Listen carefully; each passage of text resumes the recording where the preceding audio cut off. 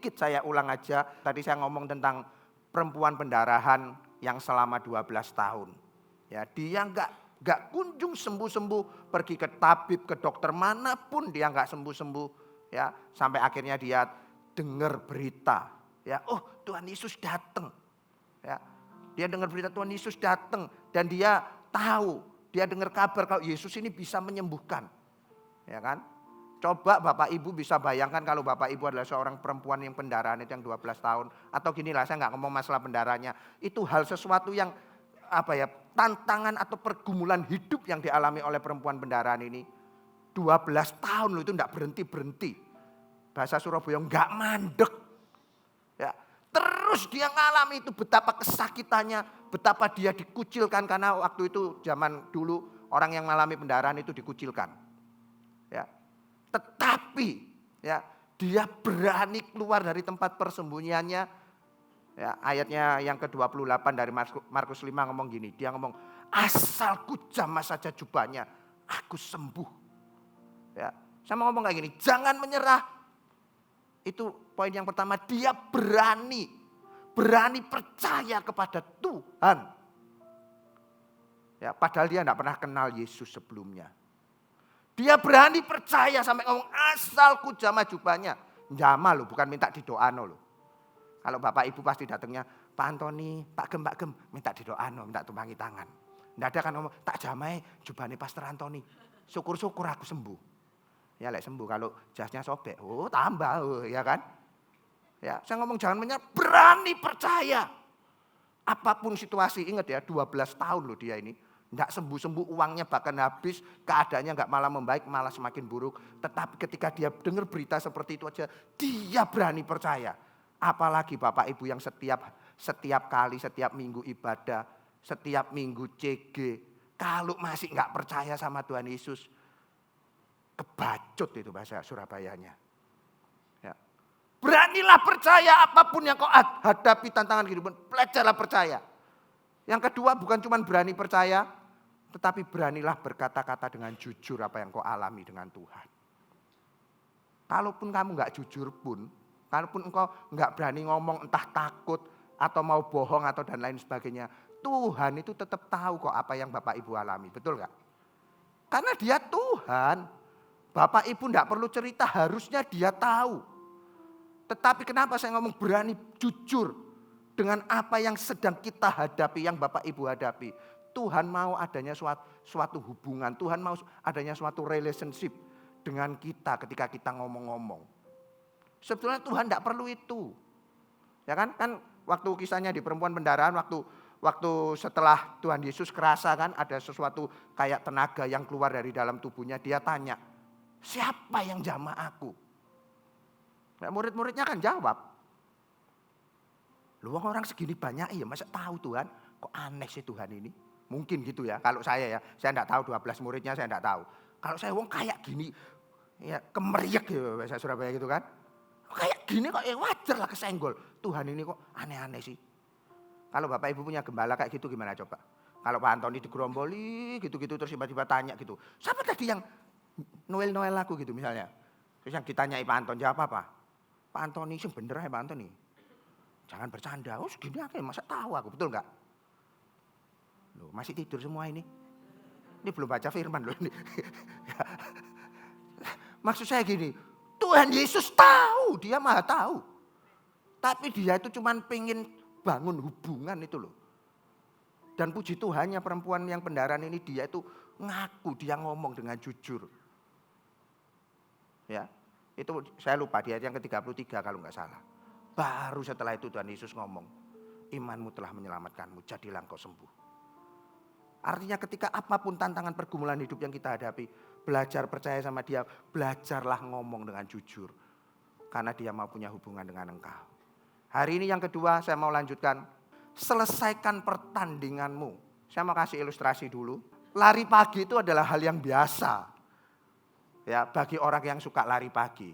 Tapi belum tentu orang yang lari pagi ikut lomba lari itu adalah hal yang berbeda. Nangkep ya maksudnya ya. Lari pagi dengan lomba lari adalah hal yang berbeda. Apalagi lari dari kenyataan itu beda total. Ya, yang mau saya katakan gini, lari pagi dengan lomba lari yang membuat beda itu apa? Ya, walaupun mungkin itu sama-sama larinya, ya, semua orang bisa lari pagi, ya, tetapi tidak semua orang sanggup mengikuti lomba lari. Betul nggak? Saya lagi nggak main kata-kata loh Bapak Ibu, tapi memang saya harus berkata-kata. Kalau nggak berkata-kata nanti kebatinan. Lari pagi dengan lomba lari bener sama larinya, tapi beda. Semua orang bisa lari pagi. Tapi ketika ikut lomba lari belum tentu. Ya, karena apa? Kalau kita tahu seorang atlet lari, dia tidak hanya dilatih untuk bisa lari secepat-cepatnya. Ya, tetapi mereka dilatih untuk berlari dengan apa? Berlari dengan benar. Ya, saya ulangi ya.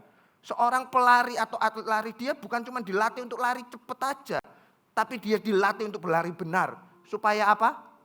Paling gampang supaya nggak ngalami cedera. Betul nggak? Supaya apa lagi? Punya stamina yang kuat. Kadang disuruh bangun subuh-subuh. Ya, supaya apa? Punya stamina yang kuat. Sampai akhirnya enggak kehabisan tenaga ketika ikut lomba lari. Enggak berhenti sampai situ. Kadang disuruh punya fokus. Untuk apa? Dia apa ya? Untuk memacu dirinya dia bisa memenangkan perlombaan lari. Ya, dan yang pasti harus lebih cepat. Percuma kalau enggak cepat, kalau pelan-pelan ya pasti kalah. Betul ya? Tapi beda. Ketika kita lari pagi ya santai aja. Ya. Nah, istri saya punya teman. Dia punya temannya ini wanita. Dia itu seorang runner, seorang pelari. Ya suka lari lah maksudnya gitu. Sampai tubuhnya itu slim gitu ya. Yang mau slim silakan lari ya, tapi jangan lari dari kenyataan. Tubuhnya ya slim lah ngomongnya gitu ya. Sampai suatu saat temannya ini pengen ikut lomba lari. Karena dia sudah biasa lari. Dari dulu sebelumnya nggak suka lari, pokoknya intinya suka lari. Terus dia pengen ikut lomba lari. Waktu dia ingin ikut lomba lari, dia akan cerita sama istri saya ikut lomba lari. Saya lupa 1 atau 2 tahun yang lalu. Saya juga lupa sih kira-kira ikut yang 10 kilo. Ya. Dan itu bukan sekedar yang 10 kilo, tapi lomba larinya itu di medan yang enggak mudah. Saya lupa di daerah mana, pokoknya di gunung gitu loh. Jadi naik turun gunung gitu ya. Dia sebelumnya cuman ikut yang biasa-biasa 5 kilo apa-apa, dia pengen ikut yang di gunung itu. Lah waktu dia daftar di eventnya itu, dia akan cerita sama istri saya. Kemudian ternyata di event yang sama sepupu dari istri saya itu juga daftar di situ ya. Kemudian cerita-cerita, istri saya cerita sama sepupunya, kalau ada temennya yang ikut. Sepupunya tanya, loh memangnya temenmu itu sudah pernah ikut lomba lari yang kayak gini ini? Nangkep ya maksudnya sampai sini sebelum saya lanjutkan. Ini belum firman loh Bapak Ibu ya. Jangan tertidur ya, jangan lari dari kenyataan juga. Ya, saya kasih contoh ini supaya nanti ngerti apa yang saya bagikan. Ya, ketika ditanya, oh enggak pernah. Lah, sepupunya istri saya ini ngomong kayak gini, saya sarankan temanmu ini diturunkan aja, maksudnya jangan ikut yang di sini, yang lebih bawaan lagi karena ada beberapa kategorinya, ya. Karena kalau nggak biasa, saya yakin pasti dia nggak sanggup. Ya. Singkat cerita, istri saya ngomong sama temannya dari sepupu saya gini.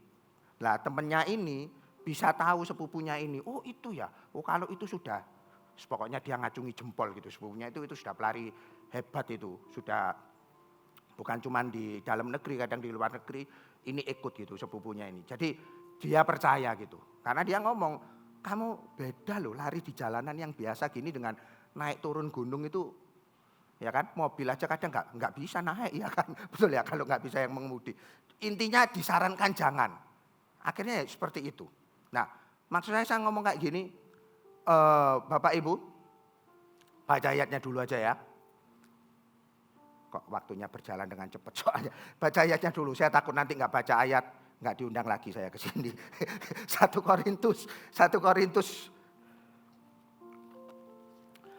Korintus pasalnya yang ke-9. Nanti saya lanjutkan ceritanya tentang pelarian ini ya. 1 Korintus 9 ayat 22 24 sampai yang ke-27. Tidak tahukah kamu bahwa dalam gelanggang pertandingan semua peserta turut berlari. Kita semua ini adalah peserta yang ada dalam gelanggang pertandingan iman. Saya lanjutkan, tetapi bahwa hanya satu orang saja yang mendapat hadiah.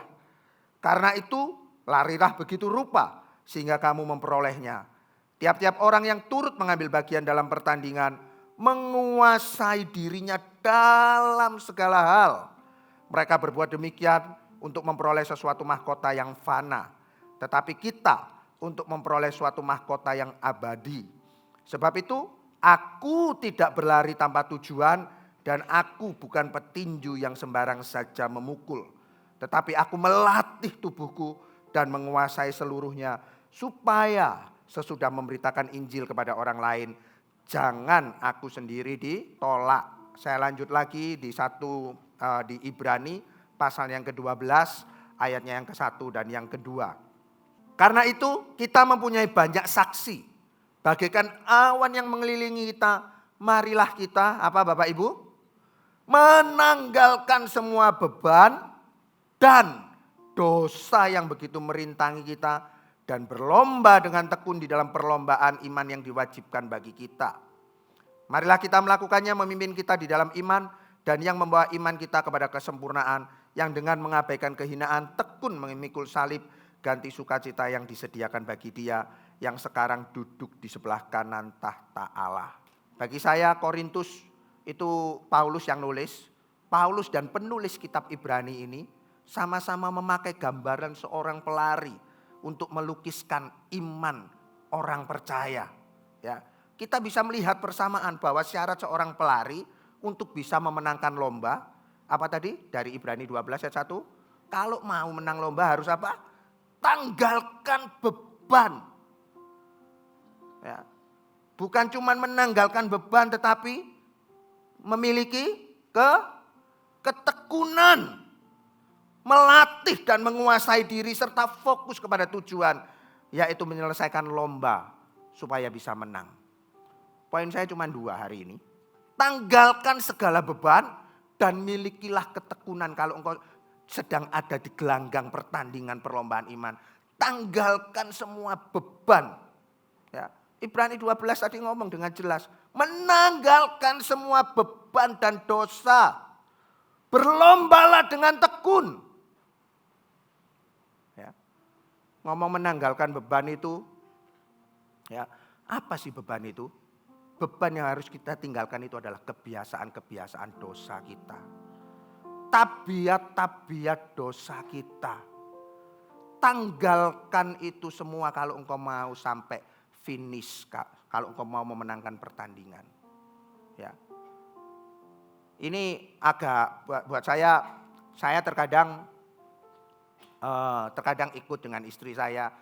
Kalau kadang Sabtu pagi gitu dia nggak lari sih, biasanya jalan. Ya, ajak saya ke KONI gitu ya, ke lapangan KONI untuk olahraga gitu. Kebanyakan yang saya lihat mereka itu baik yang lari maupun yang jalan. Kalau sekarang itu entah bawa tas pinggang, entah bawa apa, biasanya nyimpen handphonenya, betul ya? Ada yang di sini kayak gitu? Ada? Atau enggak ngerti maksud saya? Atau kita doa dulu? Ya kan biasanya simpen handphonenya, terus ada yang buat saya paling lucu itu ada yang seorang koko gitu. Dia itu bawa speaker besar gitu. Jadi itu lagunya itu denger semua wis pokoknya. Nggak usah yang di dekatnya, yang agak jauh gitu kadang denger. Entah kadang lagu Mandarin, entah kadang itu lagu dangdutan gitu. Ya zaman sekarang kayak gitu. Ya, tapi kalau Bapak Ibu lihat pertandingan lari sesungguhnya, mereka jangankan bawa handphone, kalau bisa atributnya mereka, pakaian mereka itu bukan semini mungkin ya, maksudnya bukan setipis mungkin, maksudnya seminimalis mungkin, seringan mungkin. Betul nggak? Tadi yang lari, Kakak Ferry, Koko Ferry, Pak Ferry? Oh di mana? Oh di situ ya. Bawa handphone? Loh ketawa. Oh dikantongi. Itu kalau atlet lari sungguhan saya percaya pasti tidak bawa. Walaupun itu nggak sampai setengah kilo, pasti itu nggak dibawa, betul nggak? Bahkan sepatunya kalau bisa sepatu yang bisa terbang gitu, wenteng wis pokoknya. Betul enggak? Ya. Ini saya mau ngomong kayak gini nih, Bapak Ibu termasuk saya, kita ini digambarkan loh tadi, kitab Ibrani sama kitab Korintus. Kita ini ada dalam pertandingan iman. Kita ini seorang pelari, kita harus sampai finish. Kalau mau sampai finish ya itu tadi, tanggalkan semua beban dan dosa. Ya. Apakah mudah menanggalkan semua beban dan dosa? Saya selalu ngomongkan, saya rasanya juga sudah pernah ngomong di tempat ini. Dosa itu enak. Setuju dengan saya? Ini pendeta loh yang ngomong, dosa enak. Pendeta ngomong dosa itu enak. Iya dosa enak. Dosa yang gak enak, Bapak Ibu tidak akan memperbuatnya. Sorry saya harus ngomong gitu. Termasuk saya. Tidak ada dosa yang gak enak. Semua dosa enak. Setuju dengan saya? Atau gak berani jawab, saya ajak doa? Tidak ada, semua dosa itu enak. Sebutkan dosa yang tidak enak. Semua dosa enak buat daging kita. Tapi kalau engkau tidak pernah tanggalkan itu dari hidupmu, engkau gak akan pernah sampai garis finish yang sudah Tuhan sediakan bagi kita. Ya. Sama seperti tadi loh, walaupun engkau lari, engkau bawa apapun. Yang ya handphone lah contohnya paling gampang. Itu harus dibuang. Ya. Beberapa hari yang lalu ada seorang jemaat dari luar kota. Dia telepon sama saya, dia ngomong kayak gini. Bahasanya dia itu kayak gini. Kalau tentang dia ngomongnya pokoknya agak jelas gitu. Tapi saya nangkep maksudnya. Kalau tentang kepemilikan harusnya kalau kita ini milik Kristus, harusnya kita ini kan sudah nggak berbuat dosa. Saya tanya sama Bapak Ibu, bener nggak pertanyaannya? Ayo, waktuku keburu habis ini masih banyak ini. Betul nggak maksudnya dia? Kalau hidup kita ini milik Kristus, harusnya kita ini sudah tidak berbuat dosa. Ayo yang setuju angkat tangan. Ini gak berani jawab semua. Yang gak ngerti pertanyaan saya angkat tangan. Yang mau doa kita pulang, ayo siapa? Betul pertanyaannya. Kalau kita milik Tuhan harusnya kita ini tidak berbuat dosa. Pertanyaannya betul tapi kenyataannya tidak betul. Betul gak maksud saya? Gak ngerti maksud saya? Dari tadi kok ditanyai terus saya. Ini khotbah atau tanya jawab? Pertanyaannya betul, tapi pada kenyataannya belum tentu. Saya jelaskan panjang lebar sama dia. Makanya kenapa firman ini kita harus tanggalkan semua dosa. Kenapa? Sederhananya gini loh Bapak Ibu. Kalau hidup kita ini milik Kristus, firman Tuhan ngomong, bukannya aku lagi yang hidup di dalamnya. Tapi siapa? Kristus. Yang harus terjadi itu apa yang Tuhan mau dalam kehidupan kita. Bukan apa yang kita mau. Amin. Ya. Sederhananya bahasa Kristennya, sangkal dirimu. Karena hidupmu bukan milikmu lagi. Hidupmu itu hidup milik Kristus. Makanya tanggalkan semua beban dan dosa. Makanya firman Tuhan tadi ngomong, untuk itu kita harus melatihnya. Kita harus menguasai diri kita. Agar kita nggak sampai terjatuh di dalam jerat dosa. Caranya sederhana, firman Tuhan tadi juga ngomong apa? Supaya kita fokus kepada apa? Kepada janji Allah, kepada setiap ketetapan Allah. Ya, ketika kita fokus yang diperlukan apa? Bukan cuma tanggalkan tadi, berikutnya ketekunan. Betul nggak? Kita bisa selama jadi orang Kristen, kita jadi anak Tuhan, orang percaya, masih bisa kalau kita mau jatuh dalam dosa. Tapi kebacut kalau kita jatuh bangun di dalam dosa yang sama.